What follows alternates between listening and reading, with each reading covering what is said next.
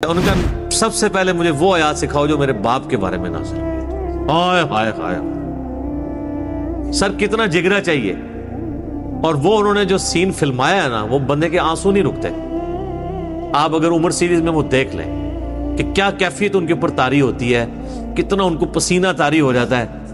یار آپ ذرا امیجن کریں نا کہ ہم میں سے کسی کے ماں باپ کے بارے میں قرآن میں آیات ہوں کہ اللہ تعالیٰ فرمائے کہ اس کو ہم عنقریب دوزخ کے اندر جھونکیں گے، جہاں وہ نہ زندوں میں ہوگا نہ مردوں میں، اور یہ کہنے والا اس کائنات کا مالک ہو، جس کے اوپر کسی کی دھونس نہ چل سکتی ہو، جس کا فیصلہ کوئی ریورٹ نہ کر سکتا ہو، تو اس بندے کی کیا کیفیت ہوگی۔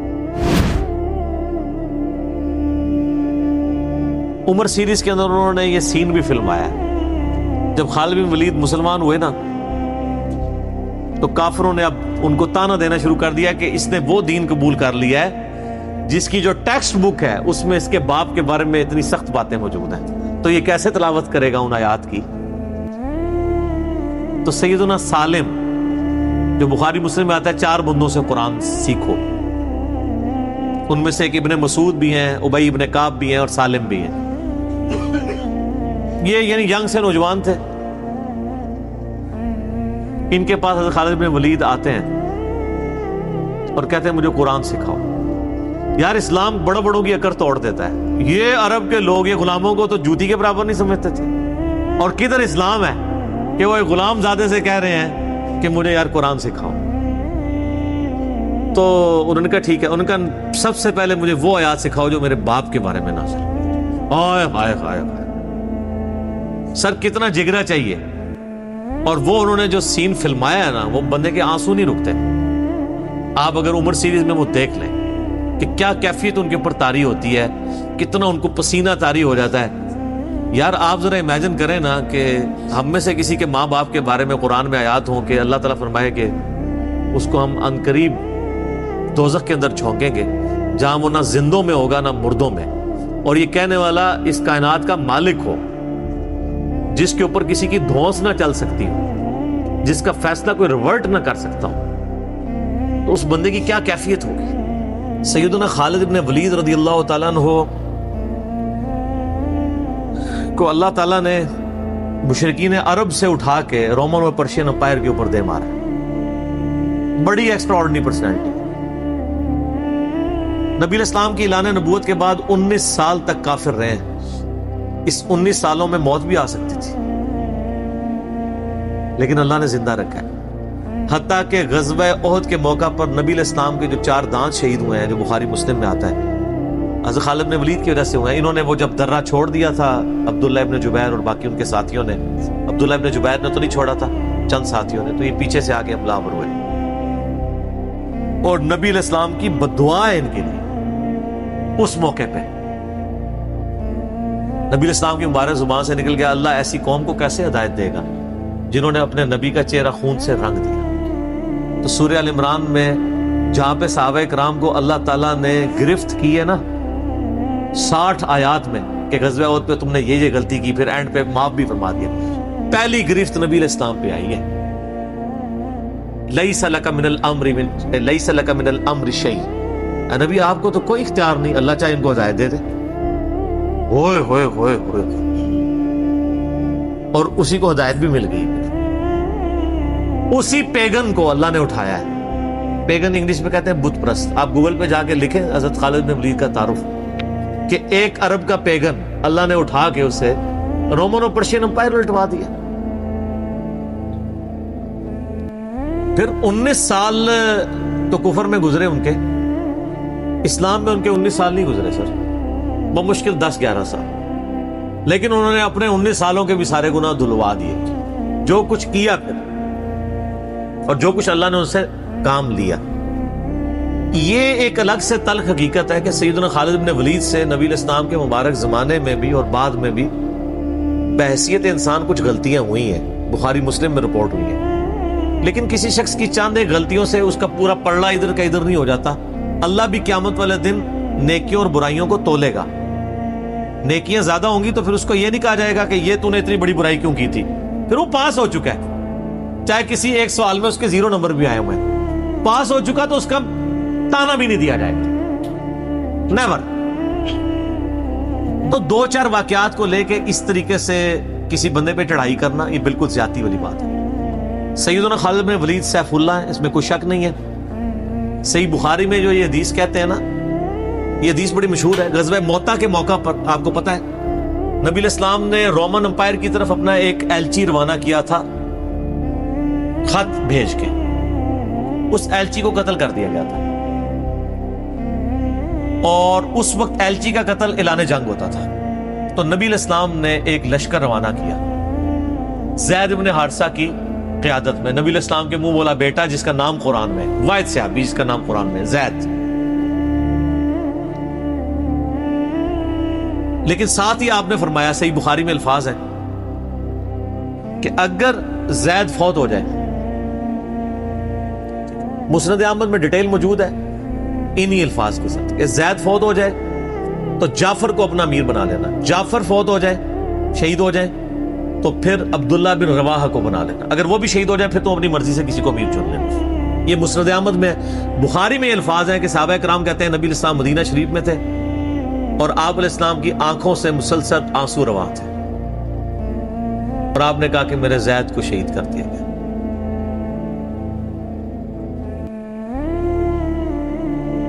اب مسلمانوں کا پرچم جعفر نے تھام لیا. جعفر بھی حضور کے لاڈلے سے، آپ کو پتا ہے، جعفر طیار حضرت علی کے بھائی، جن کے بارے میں بخاری میں آتا ہے کہ ان کے 2 بازو کٹ گئے تھے تو آپ علیہ السلام فرمایا میں نے اسے جنت میں اڑتے ہوئے دیکھا، اللہ نے اس کو 2 پر دے دیے.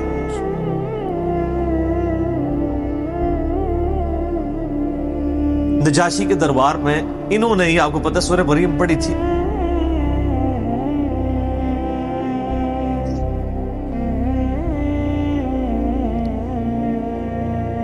پھر آپ نے فرمایا کہ جعفر کو شہید کر دیا گیا. اب عبداللہ ابن رواحہ نے پرچم تھام لیا. پھر آپ نے فرمایا اسے بھی شہید کر دیا گیا. پھر آپ نے فرمایا اب اللہ کی تلواروں میں سے ایک تلوار کو مسلمانوں نے اپنا امیر چن لیا، اور میں اللہ سے امید کرتا ہوں اللہ تعالیٰ اس کے ہاتھ پہ فتح دے گا، اور فتح ہو بھی گئی. یہ بخاری کی جو حدیث ہے نا، اس کے اوپر امام بخاری نے باب باندھا ہے مناقب خالد ابن ولید. حالانکہ اس میں خالد بن ولید کا نام نہیں تھا، لیکن اس حدیث کے اوپر باب کیا باندھا؟ خالد بن ولید، کیونکہ وہ سیف اللہ وہ تھے. سیوف من سیوف اللہ، اللہ کی تلواروں میں سے ایک تلوار کے ہاتھ میں جھنڈا آ گیا، اللہ تعالیٰ فتح دے دے گا، فتح ہو گئی. اس کے 3-4 طریقے بخاری میں. باقی طریق کے اندر نا خالد بن ولید کا نام بھی موجود ہے کہ خالد بن ولید کے ہاتھ میں اب پرچم آ گیا، اللہ نے فتح دے دی. اچھا، اور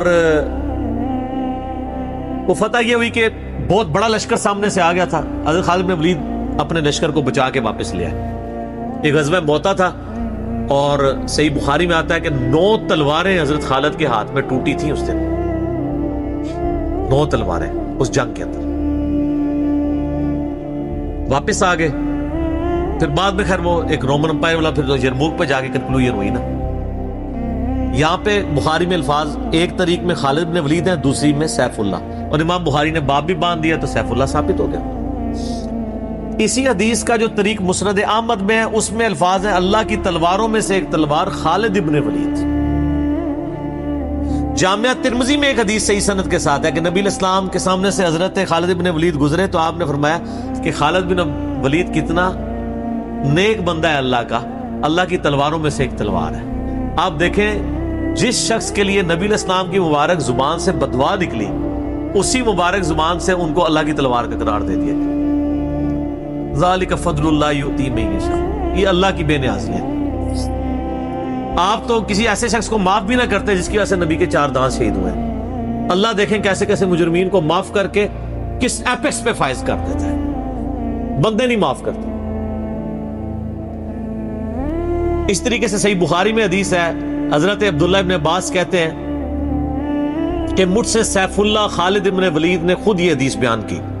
تو بخاری میں خود سیف اللہ لقب عبداللہ ابن عباس نے، کہ ایک دن حضرت خالد ابن ولید نبی علیہ السلام کی بیوی سیدہ میمونہ جو کہ میری خالہ بھی ہیں حضرت عبداللہ ابن عباس، ان کے ہاں نبی علیہ السلام کے پاس بیٹھے ہوئے تھے. تو انہوں نے भुनी हुई दब ला के रखी, अरबी में दब कहते हैं, दाल बात दब, उर्दू में हम उसे वो गो, वैसे गो का लफ्ज अप्रोप्रिएट नहीं है, सांडा लफ्ज है असल में, छपकीली से थोड़ी सी बड़ी होती है, हलाल है क्योंकि ये सब्जी खोर है।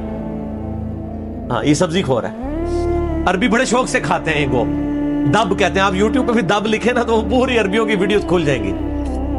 दब ला के रखी गई बुनी हुई। तो हज़रत खालिद बिन वलीद कहते हैं मैं बड़े शौक से खाना शुरू किया और हुज़ूर मुझे बड़े देख रहे थे ऐसे, वो यानी इतने शौक से खा रहे थे।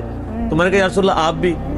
तो आप फरमाया कि मेरे इलाके की ग़िज़ा नहीं है, मैं नहीं खाता, यानी हराम। उनका या रसूल अल्लाह क्या हराम है? आप फरमाया हराम नहीं है, मुझे पसंद नहीं है। इससे यह भी बात पता चली कि अगर किसी को कोई रिस्क पसंद ना हो तो इसमें कोई गुनाह और ऐब वाली बात नहीं है। यहाँ तो कहते हैं जिसको कद्दू पसंद नहीं है उसकी गर्दन उतार दो, कहते ना काजी अबू यूसुफ की तरफ एक झूठा वाकया मशहूर किया हुआ है।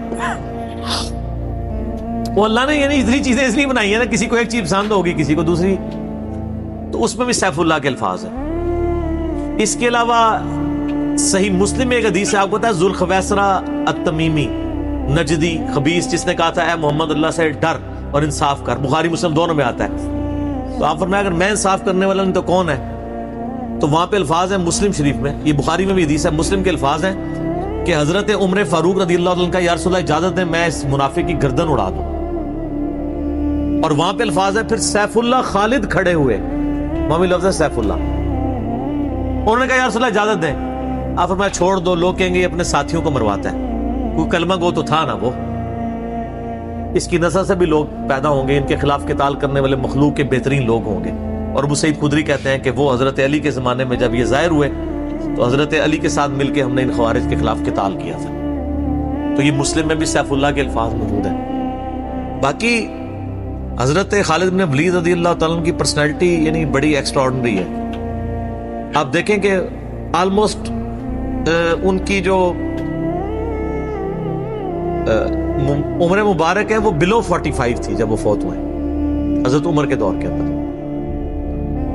हजरत अबू बकर सिद्दीक के दौर के अंदर वो आर्मी चीफ थे। वो सर उमर सीरीज फिर देखें तो आपको पता चले, उन्होंने एक एक चीज फिल्माई है। मुसैलमा कज़्ज़ाब के खिलाफ किताल में कौन लीड कर रहा था? खालिद बिन वलीद। जितने अरब के कबाइल मुर्तद हुए हैं उनके खिलाफ हजरत खालिद बिन वलीद को भेजा। और उसके बाद पर्शियन एम्पायर का जब जिहाद शुरू हुआ है तो शुरू की सारी मुहिमात में हजरत खालिद बिन वलीद थे। तो करते करते उस दौरान कुछ वाकयात रिपोर्ट होते थे ऐसे, हजरत बकर सिद्दीक से हजरत उमर मुखालफत करते थे। वो कहते थे ये अपनी तरफ से कुछ डिसीजन कर लेता है, इसको चाहिए कि अमीर की इताअत करे। तो हजरत अबू बकर सिद्दीक कहते थे कि अगर वो मेरे हुक्म का इंतजार करेगा तो 1 महीना तो खत पहुंचने में लगेगा, एक जाने में उस वक्त तक उसके हाथ से मौके ही निकल जाए। तो मैंने उसे इख्तियार दिया हुआ है, कोई मोबाइल फोन या कोई उस वक्त व्हाट्सएप तो है नहीं था। लेकिन हजरत उमर जरा डिसिप्लिन के बहुत सख्त थे। वो कहते थे इस तरह इनको खुद डिसीजन नहीं लेना चाहिए, क्योंकि उसमें 1-2 मसले उनसे मिस हैंडल भी हो गए थे। तो जब इतने बंदा काम कर रहा होता है 1-2 मसले तो मिस हैंडल हो जाते हैं। हम समझते हैं मिस हैंडल होने का मतलब है 0 से मल्टीप्लाई। एक तबका ये समझता है, दूसरा कहता नहीं कि चूंकि इसकी शान बहुत है लिहाजा मिस हैंडल हो नहीं सकता। ये दोनों एक्सट्रीम है। वो पैगंबर ही है जिसको अल्लाह ताला ने रोल मॉडल बनाया, वही बैलेंस है। तो फिर जंगे यरमूक का मौका जब आया, रोमन एम्पायर के खिलाफ फैसला कुन जंग थी जो, तो ऐन मैदान जंग में हजरत बकर सिद्दीक फौत हो गए। हजरत उमर ने पहला डिसीजन ये किया कि खालिद बिन वलीद को आर्मी चीफ के ओहदे से माजूल। हाय हाय सर, बिल्कुल आप आखिरी ओवर चल रहे हो और आपका जो प्लेयर सेंचुरी मार रहा हो, आप उसको कहें इसको वापस आ जाओ और एक नया प्लेयर भेज दें। जो क्रीज पे सेट था उसको आप वापस बुला लें। ये वो शख्स कर सकता है जिसका खुदा पे यकीन हो। तो और आपको पता है हजरत उमर के रिश्तेदार थे करीबी, उन्हीं के कबीले से थे हजरत खालिद बिन वलीद। हजरत खालिद बिन वलीद को पता था कि ये अगर उमर खलीफा बनेगा ना तो फिर मेरा मामला पहले होगा। और वही हुआ, अबू उबैदा इब्न जर्राह को बना के भेज दिया। लोगों में बड़ी चेमा गोइयां शुरू हुई कि लो जी सबसे बड़ी आर्मी के खिलाफ जंग हो रही है, सबसे बड़ी सुपर पावर, और ऐन मैदान जंग में ये डिसीजन कर दिया है अगर मुसलमान हार गए फिर क्या होगा, ये वो अल्लाह ने फतह दे दी। फतह हुई तो अब जब लोग आके مبارک باتیں پیش کر رہے ہیں. پھر حضرت عمر نے آ کے مسجد نبی میں خطبہ دیا. انہوں نے کہا خدا کے لیے میں تم سے یہی تو چیز ختم کرنا چاہتا تھا کہ یہ فتوحات خالد کی وجہ سے نہیں ہو رہی, رب خالد کی وجہ سے ہو رہی ہے. کل کو خالد نہیں رہے گا تو تم کیا سمجھو گے کہ اسلام ختم ہو جائے گا؟ اسلام نے تو آگے چلنا ہے. ٹھیک ہے. پھر انہوں نے کہا میری دوسری حکمت یہ تھی کہ مجھے پتا ہے کہ اب یہ رومن امپائر مسلمانوں کے پاس آ جائے گی, بیت المقدس بھی فتح ہو گیا پھر بعد میں. تو خالد ابن ولید جو ہے یہ جنگ کی فیلڈ کا ماسٹر ہے, اور جب کوئی علاقہ فتح ہو جاتا ہے پھر کسی جنگجو کی وہاں گورنر لگانے کی ضرورت نہیں ہوتی, بلکہ کسی ایسے شخص کو گورنر لگانے کی ضرورت ہوتی ہے جو ہیومن انسٹنکٹ سے واقف ہو, جس کو ہیومن مینجمنٹ آتی ہو. تو خالد تو ہمیشہ تلوار کے ساتھ ہی کھیلا ہے, اس کو ہیومن مینجمنٹ نہیں آتی. تو میں نے اس شخص کا انتخاب کیا ہے جس کو سب سے زیادہ رسول اللہ صلی اللہ علیہ وسلم کی صحبت کا شرف حاصل ہے. اور بخاری مسلم میں حدیث ہے کہ نبی علیہ السلام نے فرمایا کہ ہر نبی کے ساتھ ایک امین ہوتا ہے, اور میرا امین جو ہے وہ ابو عبیدہ ابن جرح ہے. ان کو پھر یعنی یرموک میں حضرت عمر نے یعنی آرمی چیف لگایا اور فتح ہوئی. اس کے بعد بیت المقدس بھی فتح ہو گیا, کیونکہ ابو عبیدہ جو ہے وہ شروع کے مسلمانوں میں سے مکی دور کے.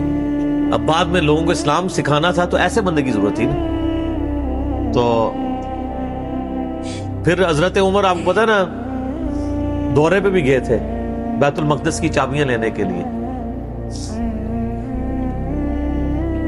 تو وہاں پہ کئی واقعات ہیں, ان میں سے ایک جو واقعہ ابو عبیدہ کا جو کہ ذکر ہوا ہے, تو اس کے بعد حضرت عمر ابو عبیدہ کو کہتے ہیں مجھے اپنے اب آپ آفس میں لے چلو.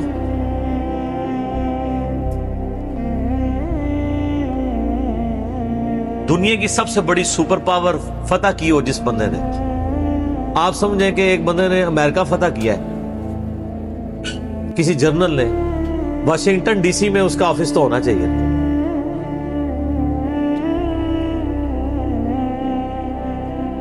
حضرت عمر رضی اللہ تعالیٰ عنہ کو ابو عبیدہ جب اپنے یعنی آفس میں لے کے گئے تو آفس کیا تھا, اسی قلعے کا ایک پرانا سا کمرہ جس کے ایک کونے کے اوپر مصلی بچھا ہوا ہے, ایک وضو کی جگہ ہے, لوٹا پڑا ہوا ہے.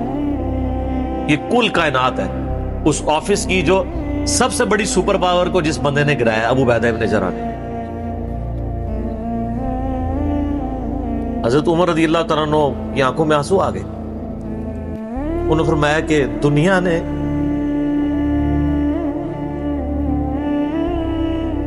ہر بندے کے اوپر اپنا اثر چھوڑا ہے سوائے ابو عبیدہ ابن جرح کی. دنیا سے شکست نہیں دے سکی. دنیا سے مراد دنیا کی محبت. ہر بندے نے اپنا حصہ لے لیا. اس لیے آپ کو پتا ہے نا کہ حضرت عمر اپنے دور خلافت میں ابو عبیدہ ابن جرح کو بار بار خط لکھتے رہے کہ آپ ادھر آ جائیں, کیونکہ حضرت عمر چاہتے تھے کہ میں اپنے بعد ان کو خلیفہ نامزد کروں, اس لیے کہ وہ امین الامت ہے. لیکن وہ پھر حضرت عمر کے دور میں طاعون کے مرض میں وبا جو پھیلی تھی شام میں, اس میں وہ پھر شہید ہو گئے, اور وہی ان کا پھر وہ قبر بن گئی. سر میرا سوال ہے کہ طاعون کا مرض آپ کو پتا ہے کہ کیا تھا؟ جسم پہ پورے پھوڑے نکلتے تھے کینسر کے. تو کیا حضرت ابو عبیدہ ابن جرح ناکام گئے ہیں دنیا سے؟ کہتا ہے جی کوئی بندہ مرا تھا, بڑا نورانی چہرہ تھا, یہ تھا وہ تھا. ہر بندے نے اپنے بنائے ہوئے. ایک بندہ پھوڑوں کی تکلیف سے مرا ہے, بخاری مسلم کی حدیث ہے, جو طاعون کے مرض میں مرا وہ شہید ہے. تو وہ مرے تو بستر مرگ پہ ہے لیکن شہید ہے. اور دوسری طرف خالد بن ولید آپ دیکھ لیں, سینکڑوں جنگوں میں حصہ لیا انہوں نے, کسی ایک جنگ میں شکست نہیں کھائی, حتیٰ کہ جو کافروں کی طرف سے بھی غزوہ احد لڑی ہے اس میں بھی ان کو شکست نہیں ہوئی. جسم پہ حضرت خالد بن ولید کہا کرتے تھے میرے جسم کا کوئی حصہ نہیں جس پہ برچھی یا نیزے یا تلوار کا نشان نہ ہو. ظاہر ہے اتنی جنگوں میں زخم لگ جاتے ہیں, لیکن میں بھی آج ایک بوڑھے اونٹ کی طرح بستر مرگ پہ مر رہا ہوں. میں نے سینکڑوں جنگوں میں اپنی موت کو تلاش کی ہے لیکن موت نہیں آئی. اس کا مطلب ہے موت جو ہے وہ اس پہ ڈیپینڈنٹ نہیں ہے کہ آپ میدان جنگ پہ گئے ہوئے ہیں. ان کو موت میدان جنگ میں اس لیے نہیں آنی تھی کہ وہ اللہ کی تلوار تھے. اللہ کی تلوار تو نہیں ٹوٹ سکتی تھی. تو ان کا آج میں بھی بوڑھے اونٹ کی طرح بستر مرگ پہ مر رہا ہوں. صرف میں تمہیں یہ بتانا چاہ رہا ہوں کہ موت کا میدان جنگ سے کوئی تعلق نہیں. ویسے تو مسلم شریف میں حدیث ہے جو شخص شہادت کی تمنا کے ساتھ اپنے بسترے پہ بھی مرا اللہ تعالیٰ اسے شہید ہونے کا ثواب دے دے گا. ہمیں نیت کرنی چاہیے. یہ حضرت خالد بن ولید کے شعر ہیں کہ میں بھی اگر موت میدان جنگ میں آتی تو مجھے آتی جس نے سینکڑوں مار کے لڑے ہیں, اور سر پیچھے بیٹھ کے نہیں آج کل کے جرنیلوں کی طرح, فرنٹ سے لیڈ کر کے. تو یہ ان کے اشعار آج بھی ان کا جو قبر یا مزار بنا ہے اس کے ساتھ ایڈجسٹنٹ مسجد کی دیوار کے اوپر یہ شعر لکھے ہوئے ہیں. آپ یوٹیوب پہ جا کے دیکھیں تو آپ کو مل جائیں گے. فرنٹ سے لیڈ کر کے پوری زندگی لڑے.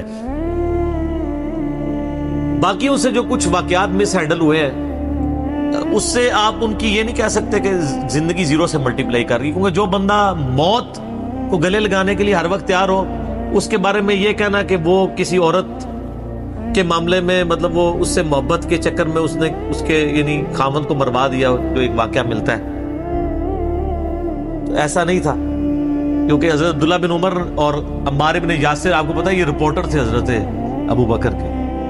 غزوہ جب وہ جنگ یمامہ کے بعد واپس آئے نا, انہوں نے آگے رپورٹنگ کی.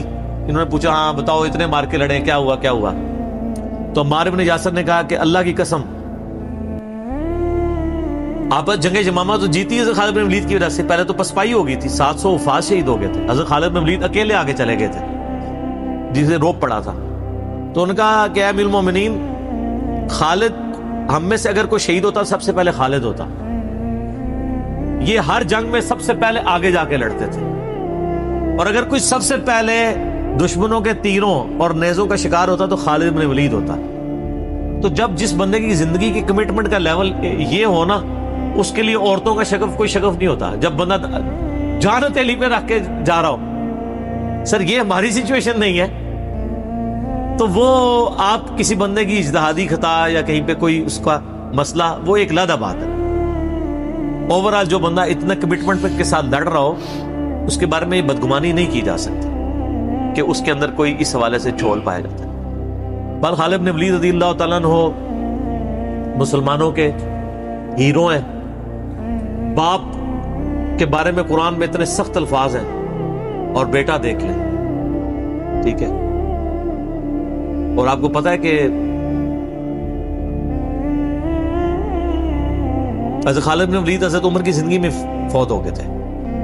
ان کی جب شہادت, ان کی فوت ہونے کی خبر جب مدینہ شریف میں آئی نا, کچھ عورتوں نے واویلا کرنا شروع کر دیا. تو حضرت عمر تو آپ کو پتا ہے بڑے سخت مزاج تھے. ان کا یہ عورتیں کیوں رو رہی ہیں, کیا ہوا ہے؟ تو بتایا کہ خالد بن ولید فوت ہو.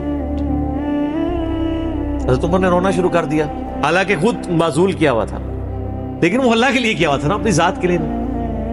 آپ فرمائے ان عورتوں کو رونے دو. خالد واقعی اس قابل ہے کہ اس کے اوپر رویا جائے, کیونکہ باقیوں کی اگر کوئی تعریف کرتا ہے نا تو غلوب ہو سکتا ہے. خالد نے اتنا کچھ اسلام کے لیے کیا ہے کہ اگر یہ روتے ہوئے, یہ نوحہ جو حرام قرار دیا کہ نا وہ اس طرح کا نوحہ ہے جس میں آپ جھوٹی تعریف کریں. اگر کوئی روتے ہوئے کسی کی سچی تعریف کر دیتا ہے کہ اس کی وجہ سے اسلام کی یہ خدمت ہوئی, سر وہ نوحہ تو حضرت عمر کے اوپر کیا ہے, وہ نوحہ تو جائز ہے جس میں گریبان چاک نہ ہو, جھوٹی تعریف نہ ہو, آپ کلمات. تو حضرت عمر نے کہا کہ خالد اس قابل ہے کہ اس کے لیے عورتوں کو نوحہ کرنے دو جو کچھ اس نے اسلام کے لیے خدمات کی. حضرت عمر کے اوپر نہیں کیا. بخاری مسلم دونوں میں حدیث ہے, عبداللہ ابن عباس کہتے ہیں کہ حضرت عمر کی میت رکھی ہوئی تھی اور لوگ آ کے آپ کی میت پہ سلام پڑھتے تھے اور آپ کے لیے تعریفی کلمات کہتے تھے کہ اللہ تعالیٰ آپ کے ساتھ اچھا معاملہ کرے, آپ کی وجہ سے اسلام کو عروج ملا. یرموک کے اندر اور قادسیہ کے اندر اللہ نے فتوحات دی, رومن پٹکے نپائر مسلمانوں کے پاس آئیں, خزانے آئے. اتنے میں عبداللہ ابن عباس کہتے ہیں, بخاری مسلم دونوں میں حدیث ہے, ایک شخص میرے پیچھے آ کے کھڑا ہوا اور اس نے میرے کندھے پہ یوں کونی رکھی اور اس نے کہا اے عمر اللہ تجھ پہ رحم کرے, تو اس روئے عرض پہ ایسا شخص تھا کہ میری خواہش تھی کہ میں اللہ کے حضور اگر پیش ہوں نا تو میں تیرے اعمال کے ساتھ پیش ہوں. ہائے ہائے ہائے, تیرے اعمال اس قابل ہے کہ میں چاہتا ہوں میں ان اعمال کے ساتھ اللہ کے سامنے پیش ہوں. اور میں نے رسول اللہ سے بارہ سنا تھا، میں ابو بکر اور عمر نے یہ کیا، میں ابو بکر اور عمر فلاں جگہ گئے، میں ابو بکر اور عمر داخل ہوئے، میں ابو بکر اور عمر نکلے، مجھے امید تھی کہ تم اپنے دو ساتھیوں سے جا ملو گے۔ کس کے ساتھ؟ رسول اللہ اور ابو بکر صلی اللہ علیہ وآلہ وسلم رضی اللہ تعالی۔